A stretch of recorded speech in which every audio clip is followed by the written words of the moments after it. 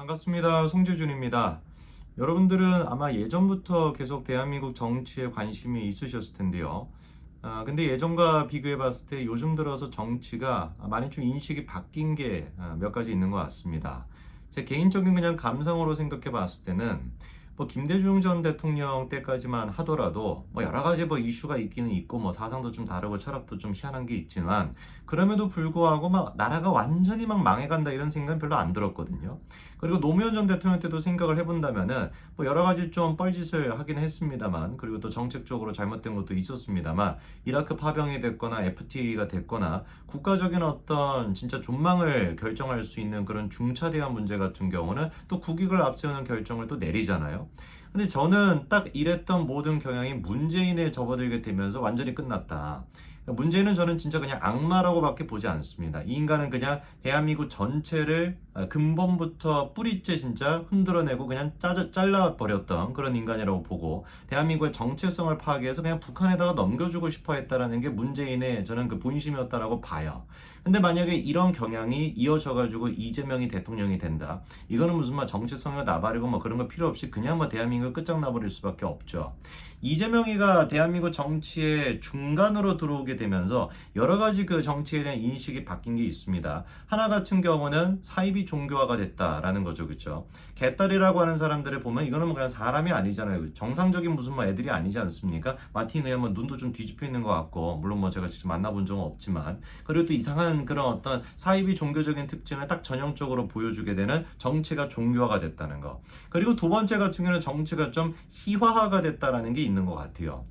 많은 분들이 이제 그 우스갯소리로 하는 얘기가 이재명의 드럼 통행 이런 거 얘기 많이 하지 않습니까? 이재명 주변에 있는 사람들이 극단 선택을 무려 7명 가까이나 했다라는 거. 그 7명 같은 경우는 뭐 사돈의 8촌까지만 다 뒤져가지고 갑자기 무슨 아무 상관이 없는 사람이 극단 선택을 한 게 아니라 적재적소에 글자 그대로 적재적소에 이재명한테 유리하게끔 이재명의 사건과 직접적으로 연관이 돼 있는 사람이 증언을 못하고 사라져버리니까 얼마나 이게 약간 좀 영화 같은 이야기겠습니까?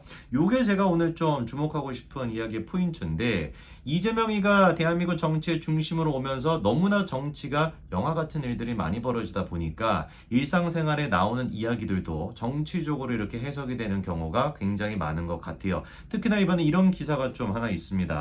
현실판 GTA 이래서 도봉역 벤츠 난동 사건 범인의 차주 정체가 누구길래 논란 뭐 이렇게 써놨는데 누군지는 또 안 알려주네요. 자, 그런데 저 문제 영상이 뭔지 같이 좀 보시면서 얘기해보면 한 지금 가운데 있는 벤츠 차량이 앞뒤로 계속해서 움직이고 있습니다. 그래서 뒤에는 경찰차를 지금 받고 그리고 경찰이 수차례 내릴 것을 요구하고 있음에도 불구하고 전혀 뭐 아랑곳하지도 않고 그냥 계속 그냥 왔다리 갔다리 하면서 차량들을 밀쳐내려고 하고 있는 과정이고 당연히 그 과정에서 경찰관이 칠 뻔한 상황도 있고요. 그리고 또 앞 차량에 타고 있던 사람들이 이게 너무 위험하다라고 느껴가지고 아예 그냥 자리를 피하는 그런 모습까지도 확인이 되고 있습니다. 근데 저 영상 같은 경우는 끝끝내 문제의 그 운전자가 내리는 장면까지는 나오지가 않아요. 저는 저 영상을 처음 일단 어떤 그 친구가 저한테 보내주고 받아봤었을 때 느꼈던 게 뭐냐면 야 대한민국 진짜 망했구나. 아니 저게 지금 경찰이 뭐 하는 겁니까? 그렇지 않습니까? 아니, 미국 같았으면 당장에 무슨 뭐 저기 뭐 꺼내가지고 뭐 해가지고 뭐 제가 뭐 딱히 뭐 구체적으로 설명 안 해드려도 다 상상이 되시죠, 그렇죠? 우리가 그 공권력이라고 하는 거에 기본 중에 기본인 것인데 시민의 안전을 지키는 게 공권력의 기본 아니겠습니까? 저거는 그런데 안전을 지키는 것이 아니라 방치하고 있잖아요. 아니 차량이 경찰관이 내리라고 그렇게 했음에도 불구하고 지시를 어겼다. 어떻게 해야 되겠습니까? 당장 그냥 무슨 뭐 철봉 같은 걸로 뭐 철봉이 아니라 그 뭡니까 그 뭐 곤봉 같은 걸로 이제 뭐 창문 깨고 뭐 운전자 끌어내려가지고 그렇게 해서 시민들을 갖다가 안전하게 만들어야 되는 것인데 아무것도 못하고 주변에서 서성거리고 있는 거예요. 왜? 개를 잘못 건드렸다가 고발당하고 귀찮아지고 그리고 실제로 막 처벌까지도 받고 이게 지금 문재인이가 만들어놨던 그 대한민국의 모습이에요.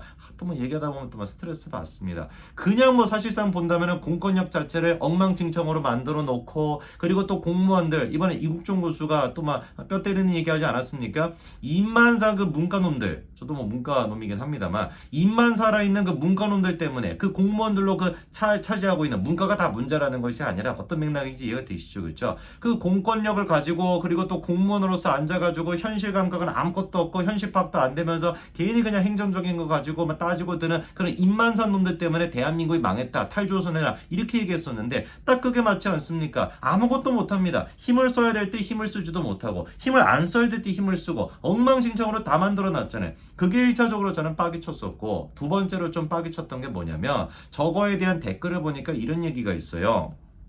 밝혀지면 지은 니은 대한민국 뒤집힐 만한 사람이다. 입이 금질금질하지만 내가 죽을까봐 말 못하겠다. 왜 기사가 계속해가지고 없어질까? 딱 어떤 느낌인지 아시겠습니까? 그래서 커뮤니티를 중심으로 해가지고 저 차주에 대해 가지고 어떤 이야기가 나왔냐? 대한민국의 유력 정치인의 아들이다. 유력 정치인의 아들이다 보니까 관련돼서 기사도 나오지 않고 그리고 기사가 나오더라도 삭제가 되고 이게 이제 퍼졌던 거예요. 근데 아까 전에 저 힌트를 또 주지 않았습니까? 스카이 머시게라고 하는 분이 입이 막 근질근질하다가 얘기하면 내가 죽을 것 같아. 내가 뭐 드럼통에 막 갇혀가지고 뭐 태평양에서 갑자기 무슨 뭐 꺼내질 것 같아. 누구를 지금 암시하는 거겠습니까? 그쵸? 찌제명을 지금 암시를 하는 겁니다. 그래가지고 이게 찌제명의 아들이다. 우리 그 동호 있지 않습니까? 동호 뭐 불법 이제 그 도박 논란부터 시작해서 별의별 논란이 있었는데 동호가 이제 뭔가 헷가닥이 좀 돼가지고 그래가지고 저렇게 지금 뭐 이상한 행동을 벌였다 이런 이야기가 막 십수간에 그냥 막 다 퍼지게 됐던 거예요.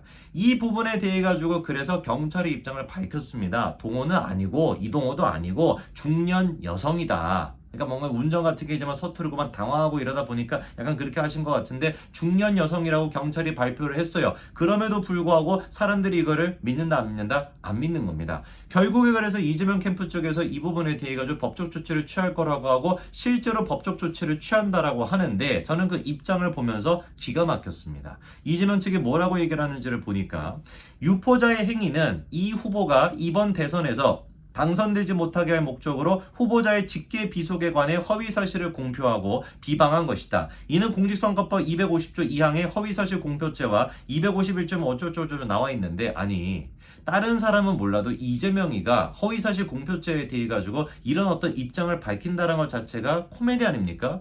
저는 진짜 양심이 있는 인간이었다라면 뭐 그런 기대도 안 합니다만 양심 있는 인간이었다라고 한다면 본인 스스로가 지금 김문기 씨에 대해 가지고 대장동과 자기가 엮여 있는 거를 부인하기 위해 가지고 나 김문기 모른다. 김문기 나 모른다는데 왜 자꾸 안다라고 하냐? 몇 번에 걸쳐 가지고 개구라를 쳤다가 1심에서 집행유예까지 나왔던 거 아닙니까? 징역형 나왔던 거 아닙니까? 백현동 개발 그것 또한 마찬가지로 수많은 지금 투기 세력과 사기꾼들이 엮여 있다 보니까 거기에서 자기를 끊어내기 위해서 대통령에 당선되겠다라고 하는 그 목적으로 박근혜 정부의 협박 때문에 된 것이다. 이런 식으로 또 거짓말 가까운 그런 얘기를 또 했던 거 아닙니까? 2심 재판 결과 같은 경우는 물론 무죄라고 하는 미친 그 결과가 나왔지만 그것도 저는 문재인이가 만들어낸 똥 중에 하나라고 보거든요. 온통에 그러니까 대한민국 지금 똥덩어리들밖에 없는 겁니다. 이재명이가 그 살리기 위해 가지고 솔직히 1심에서 징역의 집행유예가 나온 거를 갖다가 2심에서 무죄로 뒤집을 수가 있다라고 한다면 사법부가 왜 존재하는 겁니까? 1심 판사는 미쳤던 겁니까? 그렇지 않습니까? 무슨 벌금을 갖다가 150만 원이 나왔던 거를 100만 원으로 했다. 이러면 이해가 되는 것인데 징역이 나왔던 거를 갖다가 무죄로 뒤집어 버린다라고 한다면 이거는 1심 판사가 미쳤거나 2심 판사가 미쳤거나 둘 중에 하나인데 상식적으로 봤을 때는 2심 판사가 미쳤다라고 볼 수밖에 없죠. 그거를 지금 문재인 같은 애들이 다 암적 세포들을 갖다가 대한민국에 지금 넣어놓은 거 아닙니까?